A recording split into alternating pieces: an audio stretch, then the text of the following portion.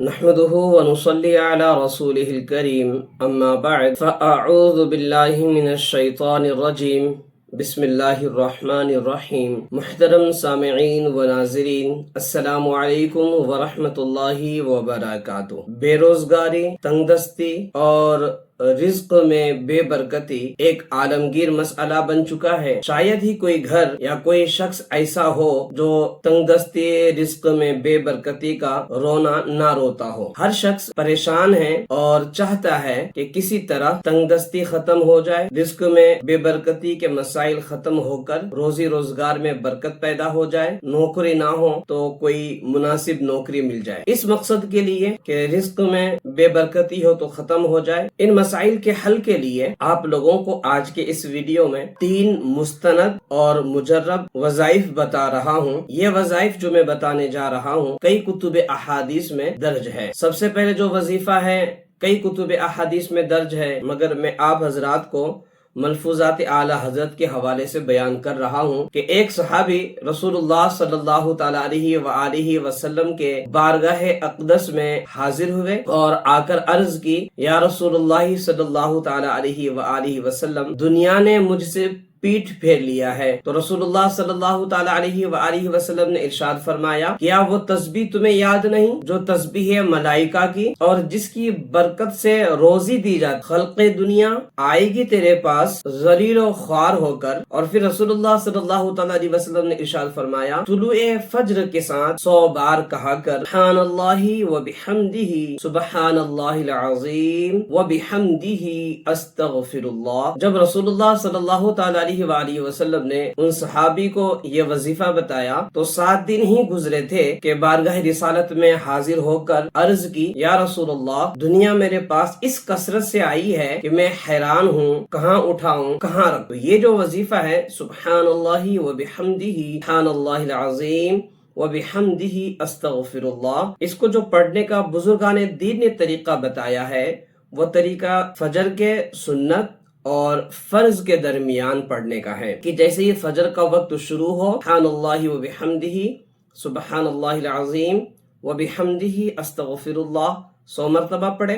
اول آخر آپ 3 بار یا 7 بار درود شریف پڑھ لیں اور پڑھنے کے بعد دعا مانگے اور پھر جماعت کے ساتھ نماز ادا کر لیں۔ ایک یہ وظیفہ ہو گیا۔ دوسرا عمل، اس کے لیے بھی کچھ الگ سے آپ کو اہتمام کرنے کی ضرورت نہیں ہے۔ حضرت سیدنا سہل بن سعد رضی اللہ تعالی عنہ بیان کرتے ہیں، ایک شخص بارگاہ رسالت میں حاضر ہو کر اپنی غربت اور تنگ دستی کی شکایت کی تو رسول کریم صلی اللہ تعالی علیہ وآلہ وسلم نے ارشاد فرمایا، جب تم اپنے گھر میں داخل ہو تو سلام کرو، اگرچہ کوئی بھی نہ ہو، یعنی گھر میں کوئی ہو تو بھی سلام کرو اور گھر میں کوئی نہ ہو تو بھی سلام کرو، پھر مجھ پر سلام بھیجو اور ایک بار سورہ اخلاص پڑھو۔ تو اس شخص نے، یعنی وہ صحابی جو رسول اللہ صلی اللہ تعالی علیہ وسلم کی بارگاہ میں شکایت کیے تھے اپنی غربت اور تنگ دستی کا، تو انہوں نے ایسا ہی کیا کہ جب گھر میں داخل ہوتے تو سلام کرتے، رسول اللہ صلی اللہ تعالی علیہ وسلم کے اوپر سلام پیش کرتے اور پھر سورہ اخلاص یعنی قل هو اللہ احد 1 مرتبہ پڑھ لیتے۔ تو اللہ پاک نے انہیں اتنا مالدار کر دیا کہ اس نے اپنے ہمسایوں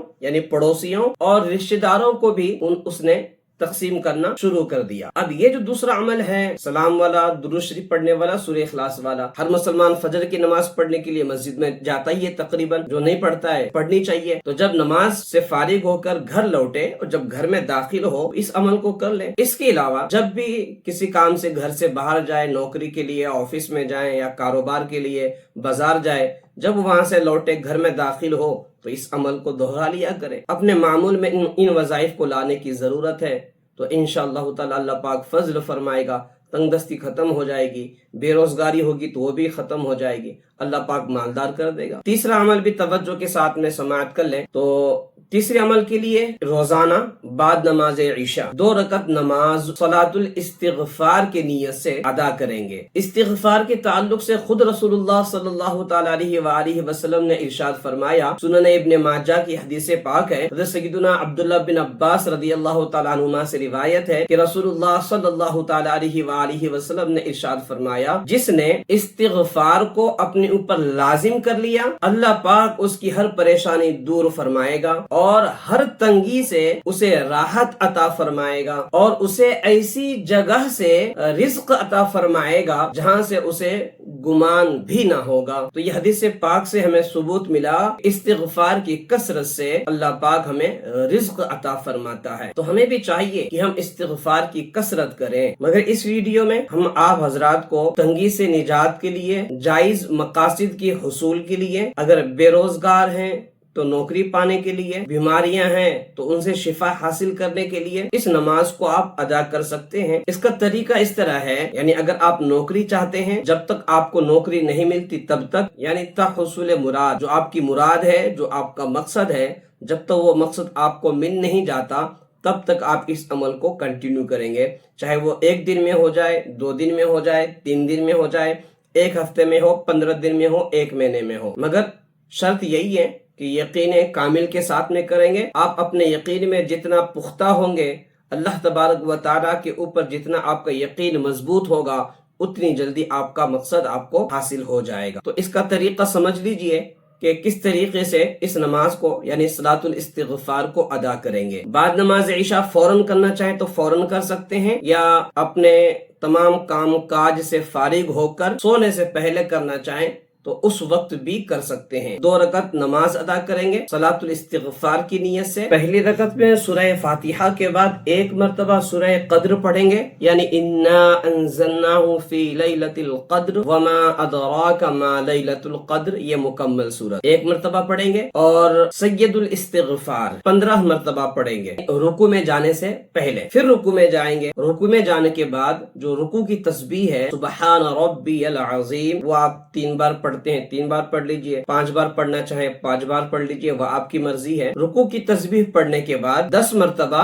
پھر آپ نے سید الاستغفار پڑھنی ہے۔ پھر رکوع سے کھڑے ہونے کے بعد 10 مرتبہ پڑھیں گے سید الاستغفار۔ پھر سجدے میں جائیں گے، سجدے میں جانے کے بعد جو سجدے کی تسبیح ہے وہ آپ پڑھ لیں گے۔ سجدے کی تسبیح پڑھنے کے بعد پھر آپ 10 مرتبہ سید الاستغفار پڑھیں گے۔ پھر سجدے سے سر اٹھائیں گے، اب دوسرے سجدے میں جانے سے پہلے 10 مرتبہ پھر پڑھیں گے، یعنی دونوں سجدوں کے درمیان 10 مرتبہ پڑھنے کے بعد پھر دوسرے سجدے میں جائیں گے۔ دوسرے سجدے میں جانے کے بعد سجدے کی تسبیح پڑھیں گے۔ سجدے کی تسبیح پڑھنے کے بعد آپ نے سید الاستغفار 10 مرتبہ پڑھیں گے، 1 رکعت آپ کی مکمل ہو گئی۔ سیم اسی طریقے سے آپ دوسری رکعت ادا کریں گے۔ جب 2 رکعت آپ کی مکمل ہو جائیں، سلام پھیر لیں۔ سلام پھیرنے کے بعد آپ اللہ تبارک و تعالیٰ کی بارگاہ میں بے روزگاری سے نجات کے لیے، رزق میں برکت کے لیے، کاروبار میں ترقی کے لیے، بیمار ہے تو شفا حاصل کرنے کے لیے، یا جو بھی جائز مقصد ہے، ہر جائز مقصد کے لیے آپ اس عمل کو کر سکتے ہیں۔ اب سید الاستغفار کیا ہے وہ سن لیجئے۔ اللہم انت ربی لا الہ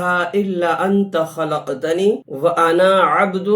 وانا علی عہدک ووعدک ما استطعت اعوذ بک من شر ما صنعت ابوء لک بنعمتک علی وابوء بذنبی فاغفر لی فانہ لا یغفر الذنوب الا انت۔ یہ سید الاستغفار ہے۔ سید الاستغفار کے متعلق جہاں صحیح بخاری کے اندر سید الاستغفار موجود ہے، وہیں پہ یہ ذکر ہے کہ جس نے اسے دین کے وقت ایمان و یقین کے ساتھ پڑھا، پھر اسی دن شام ہونے سے پہلے اس کا انتقال ہو گیا تو وہ جنتی ہے، اور جس نے رات کے وقت سید الاستغفار کو ایمان و یقین کے ساتھ پڑھا، پھر صبح ہونے سے پہلے اس کا انتقال ہو گیا تو وہ جنتی ہے۔ پتہ کیا چلا کہ استغفار اور خصوصاً سید الاستغفار جہاں ہمیں دنیا کے اندر اس کی فیوز و برکات نصیب ہوں گے، وہیں ہمیں آخرت میں بھی اس کی برکتیں نصیب ہوں گی۔ اب بہت سے بے پڑھے لکھے لوگ ہوں گے، یعنی جو عربی پڑھنا نہیں جانتے ہوں گے